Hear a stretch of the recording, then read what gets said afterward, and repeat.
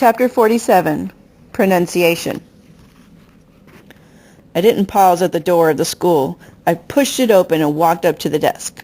"I like to school," I said in halting English. Grandma stood behind me, huffing and puffing from the 2-block hustle. The woman nodded her head, and her wide braids brushed against her cheek.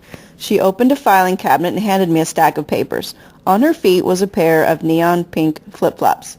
They had bells, crosses, and a black Jesus glued to the plastic part of the thong. "Do you need a pen?" she asked. I nodded my head yes, but I couldn't take my eyes off the shoes. She rattled off so many words at once. "I'll need a copy of your ID, a social security number, proof of residency, a copy of your mother's driver's license, and your last school report card so we can get the records." Her nails were long and painted with tiny curlicues. My heart sank. I didn't have any of these things. Just fake papers. "I no have." I shook my head. Her eyes were soft and familiar. "Honey, how old are you?" What should I say? I didn't have anything left but the truth. "15. I'm 15. "Where do you live? Are you in this district?" "Quitman, by the park." I pulled out Mama's fake work papers and her Mexican voter registration card. This was as much as I had. Grandma pulled on my arm, whispering, "Vámonos, no es importante, no." "No," I whispered back to her. "It is important. I need to do this." Keisha came around the corner, slurping from a carton of milk. "Nora, where you been?" It felt like the cool breeze coming off the top of the grapefruit trees. "Is this your swimming pool friend?" the woman with the braids asked. I knew why she seemed so familiar. Keisha was a younger, slimmer version of her mother. A warm, comforting feeling surrounded the room. "Yes, yes," I said. Keisha chattered excitedly. "Yeah, Mom, she's not my grade, but we're going to sit next to each other at lunch. See, she's wearing my shoes. I think I'm going to design them and become rich." I answered with a chuckle. "Yes, true twin." Keisha sauntered over and began writing for me. "Hey, Mama, don't you have that migrant worker paperwork? She hasn't been in the district that long. She's like one of those traveling Mexicans, but the good kind." Her mother handed me a green form. "Will you need the reduced lunch program?" Keisha nodded. "Ma, she needs all that stuff. Where can we get her vouchers for supplies?" My father's spirit filled my heart. Vouchers, yes, lonche. I knew it wasn't exactly how to say those words, but it didn't exactly matter. I had some hope. Perhaps it could grow if I planted enough seeds. Grandma clutched her purse with wide eyes. I pulled her away from the door and introduced her. "Keisha, mi abuela." Grandma smiled, but I could see her shaking as she extended her hand to my friend. "We live in Texas now," I said, patting Grandma on the back. "We stay." I wondered if I should write Hector a letter to tell him our new address, off Quitman Street. Epilogue. Next year. My watch blinked 4 p.m. I tied my apron around my waist and hurried toward Contessa's. My homework wasn't finished, and today was a long shift. This morning I skipped first period and put a few flowers on Papa's grave. 1 year ago, on my 15th birthday, we found him. His death, my womanhood.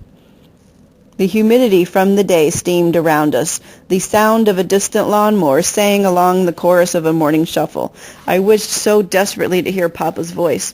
A separation of 6 feet might as well be a million miles. Occasionally I found solace in the fact that we were close to him, trying to achieve a better life. But grief is a snake.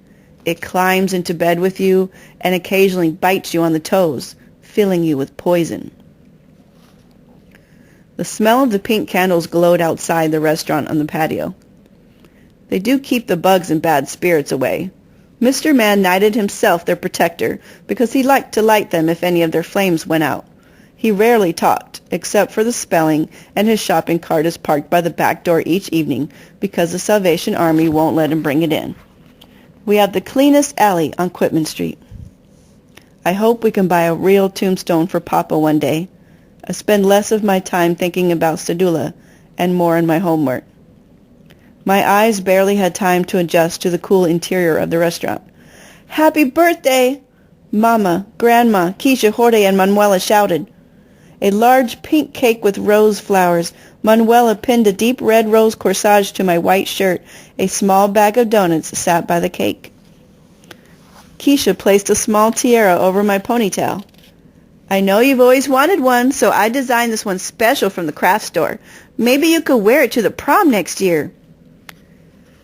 Flora came rushing into the restaurant, tying her apron. She held a small package of lipstick. It's red. A real woman should wear red lipstick. She paused.